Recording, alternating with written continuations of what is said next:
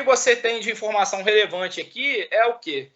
O termo transiente, obviamente, não gera condição de contorno, gera condição inicial. O termo fonte também é um termo local, não gera condição de contorno, né? Ele pode até... Note que termos fontes podem até usar informações do contorno, mas não geram condições necessárias no contorno, tá? Que devem ser necessariamente devem ser especificadas, tá? Bom, os termos no contexto que a gente está aqui que geram necessidade de você calcular especialmente uma condição no contorno é o termo difusivo e o termo convectivo. Tá? Por quê? O termo convectivo, quando eu chego lá, né, o que o termo convectivo necessita de mim?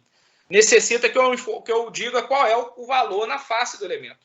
Né? Porque quando eu gero o termo convectivo, eu preciso saber, né, em última instância, né, um valor na face do elemento. Só que eu não posso obter ele diretamente por interpolação, porque eu não tenho, né, mantendo segunda ordem, porque eu não tenho um volume vizinho, né? Na verdade, mesmo que eu tivesse, eu preciso, né, para fechar o meu sistema de equações, eu preciso da informação nas fronteiras desse domínio, porque não tem mais conexão, né? Não tem, ele tem que se conectar a alguma coisa, essa conexão é feita pela condição de contorno, senão o sistema de equações não fecha. Para o termo convectivo, o que eu preciso, normalmente, o que eu vou precisar é alguma informação que me dê o valor no contorno. E para o termo difusivo, eu preciso de alguma coisa que me dê a projeção do gradiente naquele contorno. Tá? E com isso eu consigo, né, a partir dessa informação de contorno, fechar minha matriz, meu vetor independente, para gerar o sistema linear resultante. Então, aqui não tem muito o que ser dito, né? A única coisa é que, quando você tem um valor fixo, né, uma condição de primeiro tipo, você vai gerar uma contribuição fixa no vetor independente associado ao termo difusivo, o termo convectivo, e vai gerar uma contribuição implícita associada ao vetor difusivo. Né? Quando eu tenho φB especificado, o gradiente em φB me gera aqui um componente que vai para a diagonal, um componente no vetor independente. Para o termo convectivo, se está especificado, eu preciso do valor na face, então é o próprio valor do contorno. Quando a condição é de segundo tipo, é o oposto. Eu tenho o gradiente especificado, portanto, eu obtenho o valor na fronteira, a partir do ponto P da célula adjacente a ela, a partir da informação do gradiente, então eu gero um coeficiente na diagonal, associado ao termo convectivo, e para o termo difusivo, onde eu preciso diretamente da projeção do gradiente na normal, eu já tenho, então ele só me gera uma contribuição do vetor independente. E a condição mista é um blend das duas, né? Normalmente usada para igualdade de fluxo, por exemplo, em transferência de calor é muito usada para igualdade de fluxo difusivo convectivo. Tá? Outras condições no OpenFOAM são condições associadas, né, dentre as condições básicas e né, as condições basic, né, são condições associadas às características do problema, simetria, se eu estou querendo fazer 2D no OpenFOAM, isso tudo vocês sabem muito bem, né, eu não vou ficar discutindo, tá? São condições mais associadas a um comportamento mais geométrico, associado a um comportamento da característica da geometria, ao tipo de dimensionalidade do problema. O que é interessante para a gente estudar bastante nesse curso são condições derivadas, né? Tipos de condições de contorno que melhor fecham o problema. O que a gente quer, né? A gente quer analisar um domínio de computação, um domínio físico. E a gente quer fazer isso resolvendo um conjunto de equações que a gente espera que resolva aquele problema físico com uma certa confiança, né? Um certo modelo validado que represente aquela física. Então, só que a gente não pode resolver um domínio muito extenso, né? Questões de capacidade computacional, e até porque também não interessa muitas vezes, você está interessado numa região bem específica do seu problema. Então, existe uma informação que é o ser humano que está dando, que é o usuário que está dando, está falando, nessa posição, o comportamento é esse. Quanto mais certo eu tiver a respeito desse comportamento, mais a minha física vai ser representada. Quanto mais errado eu estiver a respeito desse comportamento no contorno, mais a minha física vai ser representativa. Então, o que a gente tem que estudar, e é uma das coisas mais importantes em CFD, que às vezes a gente estuda tanto o método numérico, o sistema linear, a turbulência, e esquece que, poxa, onde eu estou especificando a coisa, onde eu estou especificando a informação, é onde eu tenho menos controle. Então, ou eu busco informações realmente boas para fornecer a minha condição naquele contorno, ou a minha física pode ser ou não representativa. Então, a gente tem que ter muito cuidado na hora de especificar as condições de contorno. Qual é o conjunto de condições de contorno né, que são, no fim das contas, primeiro, segundo ou terceiro tipo, tá? Não vão fugir disso. No contexto numérico, são esses 3 tipos de condição, além das geométricas, simetrias e tudo mais. Mas elas podem ser combinadas e podem ser especificadas de forma qualquer. Eu posso resolver um sistema não linear de equações para determinar um valor que vai ser calculado no contorno, que vai ser imposto no contorno. Quanto melhor for esse valor, for esse gradiente, for essa mistura no contorno, mais representativo vai ser. Então, a gente, obviamente, não vai falar disso aqui agora, mas a expectativa nossa também trabalhar em cima de algumas condições de contorno, e a gente quer que a gente, né, o objetivo aqui é que a gente reflita, para o meu problema, qual é a melhor condição de contorno? Então, vou dar um exemplo aqui, né, Paulinho e Mário, né?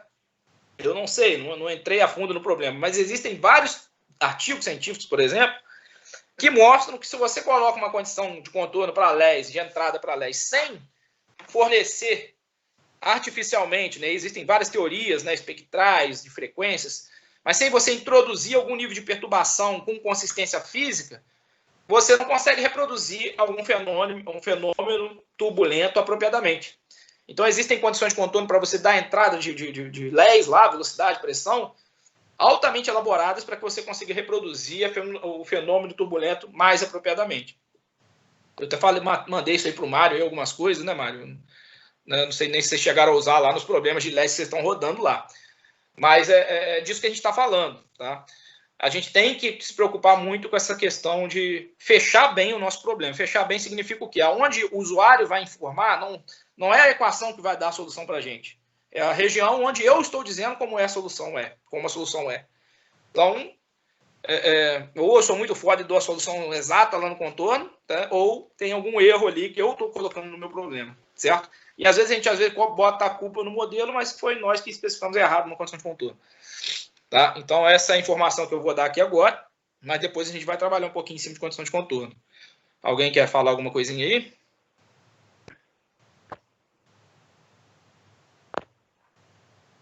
Ninguém? Então, aqui, exemplo, né? Não vou perder tempo aqui. E no fim das contas, depois de ter discretizado todo mundo, né? Então, eu vi lá, meu termo transiente vai me gerar aqui uma contribuição em AP, e não vai me gerar nada em AN, e vai me gerar uma contribuição em R. O meu termo de convectivo vai me gerar contribuição aqui, e vai me gerar contribuição em AN. O meu termo difusivo, idem. Contribuição em AP, contribuição em AN. Né? O meu termo de fonte vai me gerar uma contribuição em AP e uma contribuição em R. Né? Então, cada discretização daqueles termos que a gente fez, né, cada integração, discretização, gerou contribuições lineares num sistema, né, contribuições em cima de um sistema de equações lineares que agora a gente precisa resolver. A gente sabe muita coisa sobre esse sistema linear, sabe diversas coisas. Sabe, por exemplo, que o termo convectivo gera uma matriz de característica mais assimétrica. Sabe que o termo difusivo puro, por exemplo, a matriz tem características simétricas. E a gente sabe que tem resolvedores de equações apropriados para sistemas simétricos e para matrizes não simétricas. A gente sabe também que essa matriz ela é muito esparsa. Por que ela é esparsa? Porque eu tenho uma malha computacional enorme, né? E cada pontinho que eu estou analisando dessa malha de maneira discreta só faz relação com o seu vizinho próximo. Então, os outros termos, né, os outros elementos que o vizinho do vizinho não está influenciando, né, por causa do método numérico, né, não na física, mas não está obtendo um efeito direto ali naquele valor. Então, ele contribui nulo nesses caras aqui, contribui nulo em AP, em AN. Então, a gente sabe que, no fim das contas, eu vou ter uma grande matriz associada a uma malha de dimensões em CFD normalmente grandes, porque CFD são problemas tipicamente grandes, de dimensão alta, 3D, malhas de milhões de elementos, onde essa matriz ela é altamente cheia, ela é cheia de zeros, ela é altamente esparsa. Ela tem uma diagonal e elementos fora da diagonal que se aproximam dessa diagonal. Quanto mais estruturada é a malha, mais bandada, menor vai ser a estrutura de banda e mais adequada, mais organizada vai ser essa estrutura de banda, que é outra coisa que a gente sabe dessa matriz, né? Dependendo do tipo de elemento de malha, a largura de banda muda, né? Os elementos estão mais dispersos na matriz ou estão mais concentrados. Isso vai depender da qualidade de malha, do tipo de elemento. Então, a gente sabe um monte de informação dessa matriz. Tá? A gente sabe que a gente tem um sistema linear para resolver. Eu poderia resolver usando um método mais simples que tem. A gente estudou no segundo grau. Né? eliminação gaussiana, tá? Só que a gente sabe que não dá para fazer isso aqui, tá? Porque o número de operações da eliminação gaussiana, né, vai trabalhar em cima ali ordem de dimensão da matriz ao cubo, né? Eu nem lembro, mas é um número de operações enormes. Eu não posso fazer isso porque senão o meu custo é muito alto. Então eu sei que eu preciso de esquemas para matrizes que trabalham em cima de matrizes esparsas. Eu posso usar métodos diretos, mas trabalhados, né?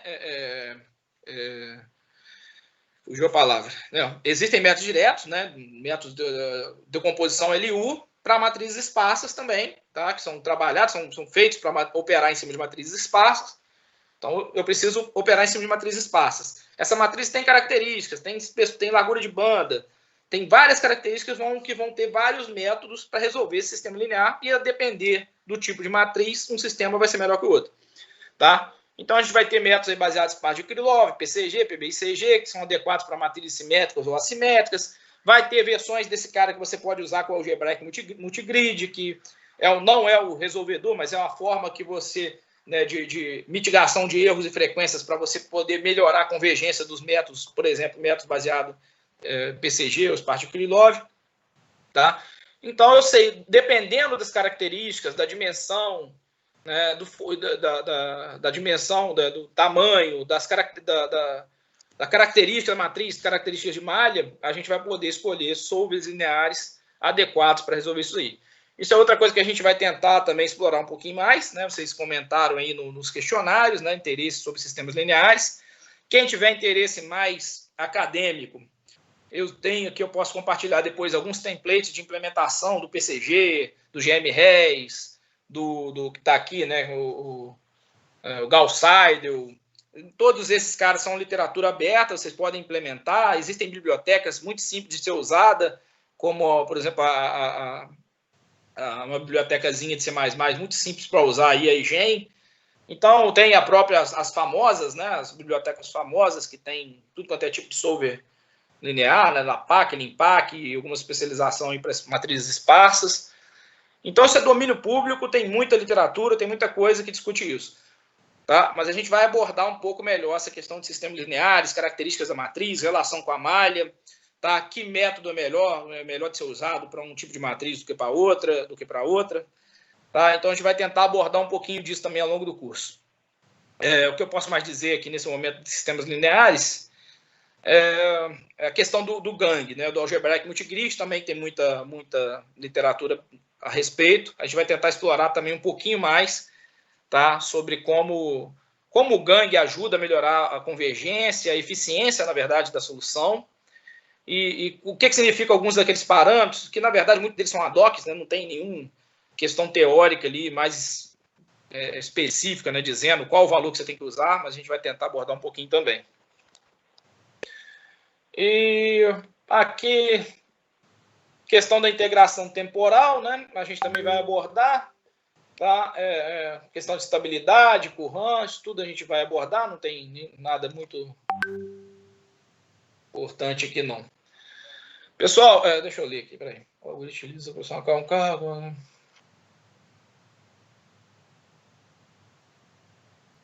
Tá. O que ele está falando aqui, essa limitação ou não pelo número de Courant, a gente tem que melhorar depois um pouquinho para deixar um pouco mais rigoroso nesse slide. A limitação está mais associada àquilo que eu expliquei ao Luiz, né? Como você está avaliando a função. Então, se você imaginar, né, você joga todo o termo espacial para o lado direito da equação e o termo transiente você fica aqui, né, no lado esquerdo. Você vai usar um método de Euler implícito. O método de Euler implícito, se você avaliar todos os termos da função não linear, né, resultado da discretização espacial dos restantes do termo, de maneira implícita, o método de Euler vai ser incondicionalmente estável, você não vai ter nenhuma imposição de estabilidade, por exemplo, em relação ao Courant. Só que isso não é verdade. A gente viu ao longo da apresentação aqui que os termos estão gerando diversas contribuições implícitas e explícitas, inclusive numéricas, por causa de ortogonalidade ou não da malha.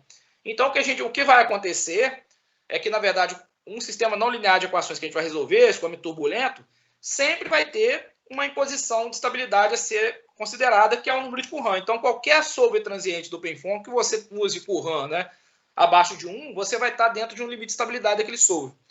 Ao passo que, se você usar valores altos de current, você pode incorrer ou não numa instabilidade numérica, que vai te dar ou não uma solução, que você tenta mitigar isso através do algoritmo de solução, através de relaxações ou através de outras formas que você consiga mitigar a propagação de instabilidades ao longo da solução. Tá? Então, essa questão de instabilidade e instabilidade, ela é bem mais complexa do que está querendo dizer nesse slide, tá? E ela vai depender muito das características do problema, da característica do algoritmo de solução que você está usando. E no OpenFOAM isso sempre é muito importante, porque a gente está trabalhando, como a gente vai ver, com algoritmos segregados de solução, e por ser segregados, carregam dentro dele uma natureza explícita, carregam uma implicitude, mas carregam também uma parte explícita, uma natureza explícita muito forte, tá? Associada ao fato de você não estar resolvendo as variáveis que você não está resolvendo naquela equação que você está resolvendo. Estou resolvendo para o x, a velocidade componente y e a componente z estão conhecidas, né? Estão explícitas. Os valores associados a k e epsilon, que entram na viscosidade cinemática turbulenta, estão explícitos. Então, toda essa natureza explícita que aparece acaba impondo muitas questões de estabilidade nos subsegregados. Então, esse slide aqui não consegue, por enquanto, essas palavras aí não conseguem dar uma noção muito detalhada das questões de estabilidade que a gente pode passar. A gente, ao longo do tempo, né, ao analisar um pouquinho melhor as estruturas do escoamento turbulento, analisar um pouquinho melhor as equações os algoritmos e as equações, a gente vai falar com um pouco mais de propriedade sobre essa questão de estabilidade aqui.